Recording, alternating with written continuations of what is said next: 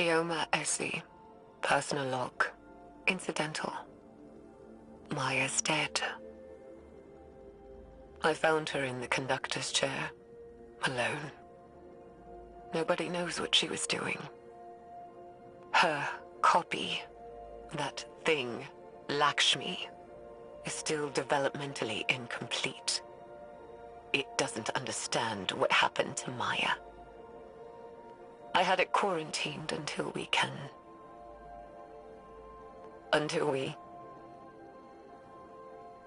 do something. There's no dates on any of these files. There's no telling how much time is set between them. Time enough for loss. How many are left? 3 more. Then let us hope there are yet more answers to uncover. Chioma Essie. Log. Whatever. The war mind has reactivated. Our base on Hyperion detected network activity. They found us. Classified our location, Nephili Stronghold. We already estimate that Rasputin has attempted remote interference with our network, our research. It can't. I won't let what we learned here ruin more lives. I'm going to send Stargazer off-world to deal with the problem. They can take Lakshmi with them and do whatever. As long as it's out of the city, out of my sight. It's a risk, taking an action off-world, exposing ourselves. But we have to. What we've done here has to be quarantined. The Veil is too much power. Too much for anyone. Stargazer. That puts the time of this recording around the foundation of the Cloud Striders. Chioma must have been really old. Stargazer is the one responsible for redacting Nephili's stronghold from Rasputin's records. Or Maya by proxy with Lakshmi. Fascinating. There's 2 more logs left. Once we've decrypted them, I will need to take time to contemplate the larger picture they present. You and me both. The Veil is too great a power for humanity to wield responsibly. All that's left is to close down the facility. Neomuna will go on. Humanity will persist on the back of our unspeakable work. But I won't pass that guilt on to humanity's future. My hands can be bloodied. Let the children have innocence. And in my dissolution,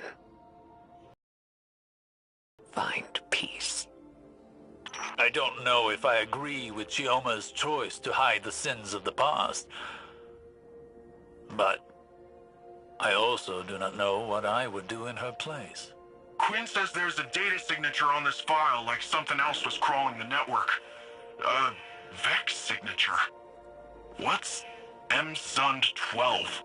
There's 1 log left to decrypt. Perhaps we'll find out. Years ago, back on Venus, the Vex simulated copies of us, Maya and I, trapped in a virtual hell. After so long, even hell can look like heaven, can't it? I'm tired. I'm done. Maya has to be out there. The Maya I remember. And all I want is 1 more moment with her. To hold her in my arms. Tell her that I love her. So she can tell me to hush 1 more time. If we learned anything from the Veil, it's that eventually we all have to learn to let go. So, I made contact with the Vex. I'm ready. And it's time to say goodbye. In the end, Maya Sandaresh was consumed by her desire to understand and her inability to let go. She and Chioma lost everything in pursuit of knowledge. Chioma abandoned it all, sought to wipe the slate clean for future generations. What did we learn from all of this? That the veil is darkness, the power of consciousness made manifest, as much as the traveler is the light, the power of the physical world. The implications are great, but so too are the risks. As a younger man, I may have fallen into the same trap Maya did. But now I know better. We must proceed with caution, lest the river sweeps us away. I found no more logs from Dr. Essie, but I have used her algorithm to crack the data core of the Vex conceptual mind. That's the doodad we got from the Black Garden, right? Indeed. The data within contained the Vex's blueprints for their artificial veil, the Black Heart. It all but proved Dr. Essie's theory.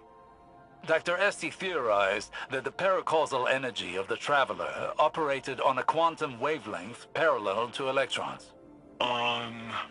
Magnets? In simpler terms, the Traveler's power runs parallel to the forces of nature. Gravity, magnetism, sound, light. The veil does this too. It is synchronized with the Traveler. Wherever the Traveler came from, the veil may have as well. But what the Vex made, while connected to the Traveler, was inherently flawed. It did not create the link the Witness desired.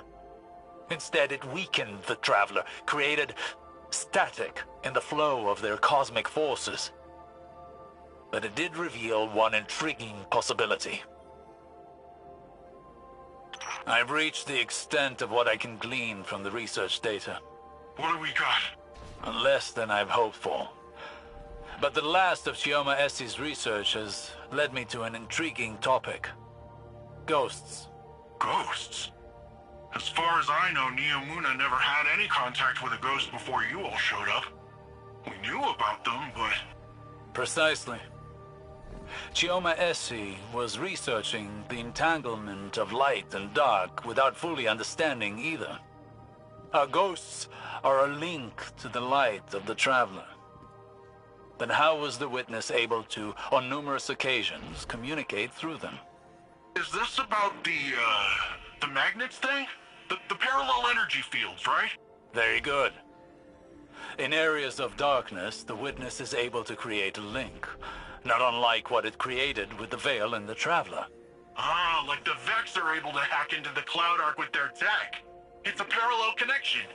And I believe that connection may not be one-sided.